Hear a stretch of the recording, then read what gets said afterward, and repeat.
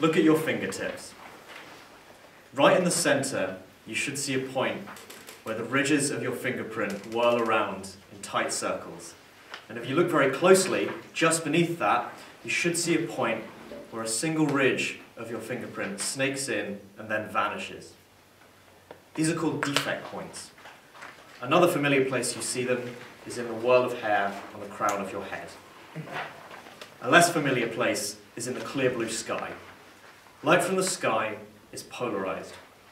It vibrates up and down as it travels from the sky to us.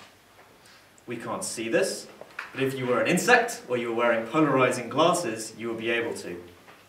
You will be able to look up at the sky and draw a little line at each point, representing the direction the light was vibrating as it traveled to you. If you took these lines, joined them up smoothly, you would get contour lines.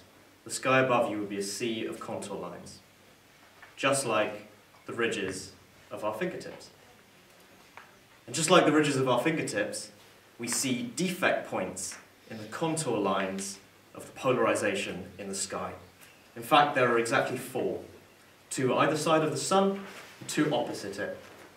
And if you look at the pattern of these polarization lines around these defect points, you see that they exactly mimic the whirls of our fingerprints. So these patterns occur in a variety of contexts, on all different length scales, and the question is, why is this? The reason is that the patterns have nothing to do with light from the sky, they have nothing to do with the hair on your head, and they have nothing to do with your fingertips. They are generic. Anytime you can think about something as being made up of a swarm of little lines, you can expect to find these patterns. Now, look again at your fingertips.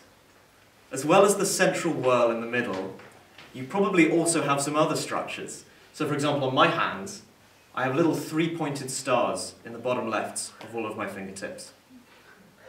So if you look at these, you realize that the structures I'm talking about don't just come in one variety, they come in potentially several. You might wonder, how many? Can I classify them?